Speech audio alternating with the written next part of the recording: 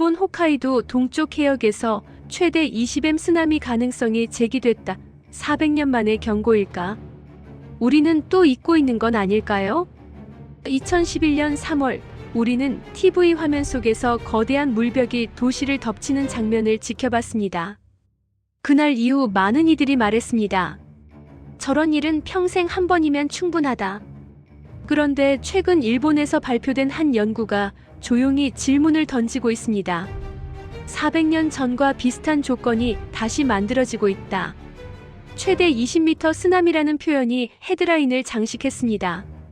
하지만 중요한 건 숫자보다 그 의미입니다.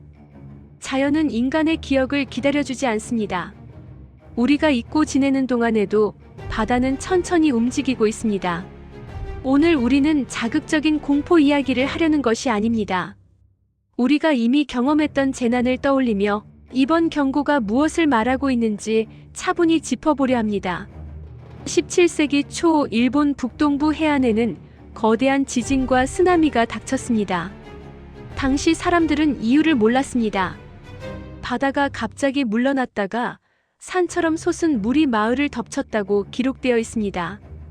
오늘날 학자들은 그 사건을 규모 8.0대 후반의 초대형 지진으로 보고 있습니다. 해안 깊숙이 남은 모래층이 그 증거입니다. 평소에는 도달할 수 없는 깊은 바다의 퇴적물이 내륙에서 발견되었기 때문입니다. 이 지역은 한 번으로 끝난 곳이 아니었습니다. 수백 년 간격으로 비슷한 규모의 흔적이 반복되어 왔습니다. 400년. 인간에게는 긴 세월이지만 지구의 시간으로 보면 그리 길지 않은 간격입니다. 그리고 지금은 그 마지막 대재앙 이후 약 400년이 흐른 시점입니다. 이 숫자가 주목받는 이유입니다.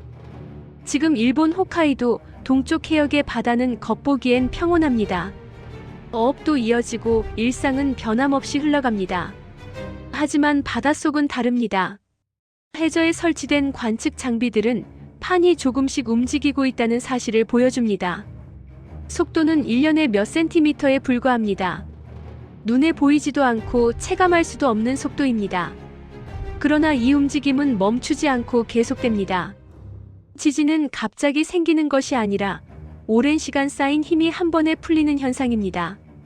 오랫동안 큰 지진이 없었던 구간일수록 긴장이 축적될 수 있다는 것이 지질학의 기본 설명입니다.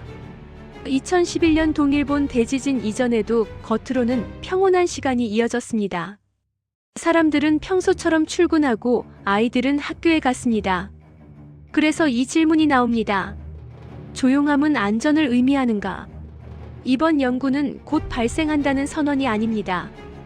다만 과거와 비슷한 조건이 형성되고 있다는 점을 지적하고 있습니다. 그 차이를 이해하는 것이 중요합니다. 20m라는 높이는 아파트 67층에 해당합니다. 듣기만 해도 위압적인 수치입니다. 하지만 이 숫자는 최대 가능 시나리오에 해당합니다. 모든 지역에 동일한 높이로 덮친다는 의미는 아닙니다. 2011년에도 지역에 따라 피해 규모는 크게 달랐습니다. 지형과 단층 위치에 따라 파도의 증폭이 달라지기 때문입니다. 그럼에도 이 숫자가 가볍지 않은 이유는 이미 과거에 비슷한 높이의 쓰나미가 현실이 된 적이 있기 때문입니다. 자연은 인간의 기대를 고려하지 않습니다. 가능성이 존재한다면 그 가능성은 준비의 대상이 됩니다. 많은 분들이 가장 궁금해하실 겁니다. 일본 이야기라면 우리와 무슨 상관이 있는가? 2011년 동일본 대지진 당시 한국 동해안에서도 소규모 쓰나미가 관측되었습니다. 큰 피해는 없었지만 영향이 전혀 없었다고 말할 수는 없습니다. 재난은 국경을 구분하지 않습니다. 규모와 위치에 따라 파장은 달라질 수 있습니다.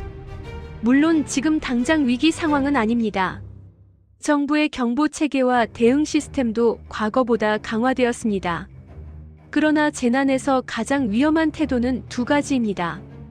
과도한 공포와 완전한 무시. 균형 잡힌 이해가 필요합니다. 재난은 숫자로만 남지 않습니다. 그날의 기억은 사람의 표정과 목소리로 남습니다. 2011년을 경험한 세대에게 그 장면은 아직 선명합니다. 그 기억이 있기 때문에 우리는 더 차분히 바라볼 수 있습니다.